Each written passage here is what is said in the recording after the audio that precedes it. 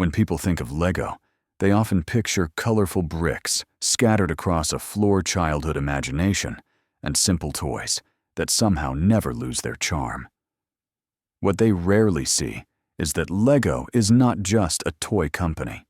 It is one of the most disciplined creativity companies ever built an empire constructed not on constant novelty, but on a single idea, refined, protected, and reinterpreted over generations. Lego's genius lies in understanding that creativity does not come from infinite choice, but from meaningful constraints, and that trust once earned in childhood can compound into one of the strongest brands in the world. Lego's story begins humbly in Denmark in the 1930s, with Ole Kirk Christiansen, a carpenter making wooden toys in the midst of economic hardship. From the very beginning, the company was shaped by a principle that would later become its moral backbone. Only the best is good enough. This was not marketing language. It was survival logic. In a small market with limited resources, reputation mattered. Parents had to trust that toys were safe, durable, and worth the money. Quality was not optional. It was identity. This insistence on quality, even when it limited short-term growth, became the foundation of Lego's long-term power. The invention of the plastic brick in the 1950s transformed the company, but not because plastic was new. What made Lego revolutionary was the system behind the brick. The interlocking design, refined obsessively for precision, allowed bricks made decades apart to fit together perfectly. This backward compatibility was not an accident. It was a philosophical commitment. Lego was not selling toys that would be discarded. It was selling a language of creation that could be spoken across time. Every new set expanded the vocabulary without invalidating the past. In doing so, Lego quietly solved a problem most creative companies struggle with: how to innovate without erasing what already exists. This system. First thinking shaped everything Lego did next. Lego bricks imposed constraints, fixed shapes, limited colors, physical rules. Instead of seeing these as limitations, Lego embraced them as catalysts for imagination. Children were not overwhelmed by endless possibilities. They were challenged to invent within boundaries. This approach mirrors how creativity works in the real world, where constraints force problem-solving rather than passive consumption. Lego did not entertain children by telling stories to them. It empowered children to tell stories themselves. For decades, Lego grew steadily by staying close to this core. It resisted trends that promised quick growth but diluted the system. It avoided character licensing for years, believing that imagination should come from the builder, not from predefined narratives. This restraint built trust with parents and educators. Lego became associated not just with fun, but with learning development and constructive play. The brand earned moral credibility alongside commercial success, yet this very success planted the seeds of future crisis. By the late 1990s, Lego began to doubt itself. Digital entertainment was rising. Video games and screens threatened physical play. Lego responded by trying to become more than it was. Theme parks expanded, product lines multiplied, complexity increased. The company chased trends rather than reinforcing its system. Ironically, in trying to save creativity, Lego undermined it. Costs spiraled, focus fragmented. By the early 2000s, Lego was on the brink of collapse. This crisis revealed the true strength of Lego's core idea. The turnaround did not come from invention, but from rediscovery. New leadership stripped the company back to essentials. The brick system was reaffirmed as sacred. Complexity was reduced. Unprofitable experiments were cut. Lego relearned that its power did not lie in being everything to everyone, but in being uncompromisingly itself. Creativity returned, not through expansion, but through discipline. Licensing, once resisted, was reintroduced strategically. Star Wars, Harry Potter, and later Marvel were not treated as replacements for imagination, but as gateways. These narratives attracted new builders, while still relying on the same underlying system of bricks. Lego did not become a storytelling company. It remained a building company that borrowed stories to invite participation. The system remained in control. What followed was one of the most remarkable brand revivals in modern business. Lego expanded into films, games, and digital experiences, but always anchored them to physical play. Even the Lego Movie, which celebrated chaos and imagination, was ultimately an advertisement for the power of building. Lego learned how to enter new media without surrendering its identity. It did not compete with digital creativity. It reframed itself as its foundation. And it is exactly here that the deeper question of Lego's creative empire begins to emerge. Because once a company proves that a single simple system can generate infinite creativity across generations, cultures, and technologies, the challenge shifts from survival to stewardship. And we must ask how Lego can continue to protect the integrity of its system while expanding into a world where attention is fragmented. Play is increasingly digital, and creativity is often outsourced to screens rather than built by hand. And that unresolved tension is the unfinished thought we must now carry forward into the next part.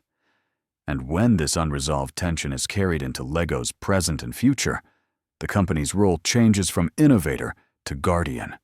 Because once you shape how millions of children learn to imagine, your responsibility extends beyond products into culture itself. Lego no longer competes only with other toy companies. It competes with screens, algorithms, and passive consumption models that ask very little of the user while offering endless stimulation. The question Lego now faces is not whether it can remain profitable or relevant, but whether it can continue to defend active creativity in a world optimized for convenience and attention capture. Lego's response to the digital age reveals a maturity forged by its earlier crisis.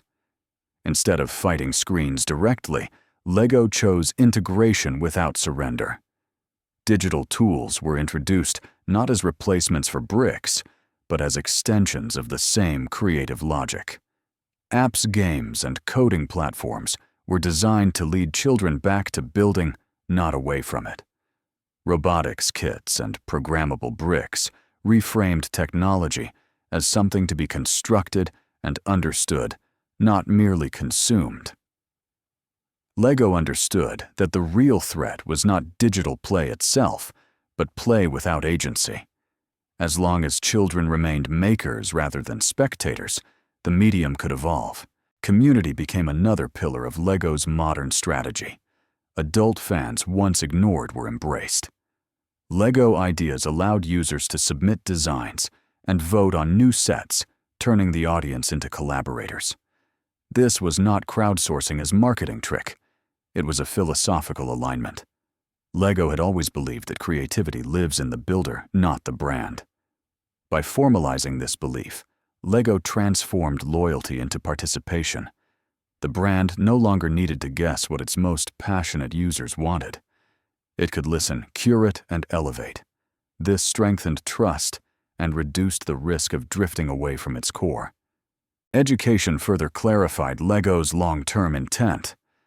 Partnerships with schools, educators, and institutions positioned Lego not as entertainment, but as cognitive infrastructure. Problem-solving, spatial reasoning, collaboration, and persistence were framed as outcomes of play. In a world anxious about automation and the future of work, Lego offered a quiet answer. Creativity is a skill that must be practiced physically, socially, and repeatedly. Bricks became tools for thinking, not just toys for leisure. This repositioning deepened Lego's moral authority without abandoning its commercial roots. Sustainability introduced a new layer of constraint, and constraints, as Lego has always known, are where creativity thrives. Plastic, the very material that enabled Lego's success, became a liability in a world confronting environmental limits. LEGO's response has been slow, deliberate, and system-oriented. Research into alternative materials recycling initiatives and supply chain responsibility reflects an understanding that replacing plastic is not a marketing challenge, but an engineering one.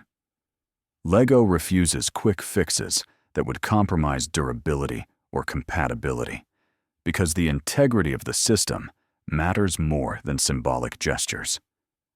This patience frustrates critics, but it aligns with LEGO's history. Long-term trust is built by doing difficult things correctly, not fast things, publicly. What emerges from this phase is a deeper insight into why LEGO has endured when so many toy brands have not. LEGO never confused novelty with value. It never believed that more features automatically meant more fun. It trusted children to be capable, not passive. That trust became reciprocal. Parents trusted LEGO with safety and learning. Educators trusted LEGO with development. Adults trusted LEGO with nostalgia that still felt honest. This multi-generational trust is extraordinarily rare, and it is why LEGO can move slowly without losing relevance. The most profound lesson of LEGO's empire is that creativity scales best when it is protected, not exploited. LEGO did not monetize imagination by replacing it with content. It monetized imagination by giving it tools. The brick is deliberately incomplete. It demands participation. In an age where so many products aim to remove effort entirely, LEGO insists that effort is the point. Building takes time. Failure is visible. Success is earned. These are not outdated values. They are increasingly radical ones. In the end, LEGO's story is not about toys. It is about a worldview, a belief that people, especially children, are not empty vessels to be filled with entertainment, but active minds that grow through challenge. LEGO's bricks are humble, but the philosophy behind them is profound. Change the system too much, and you break the language. Protect it too rigidly, and it becomes irrelevant. LEGO's genius has been knowing how to walk this line brick by brick, generation by generation, and this is the lasting legacy of how LEGO built a creative empire, by proving that imagination does not need to be invented anew. Each year, only respected enough to be given structure, time, and trust. As long as the world needs thinkers who can build, rebuild, and imagine within limits, LEGO will remain not just a brand, but a quiet counterforce to a culture that too often confuses creativity with consumption.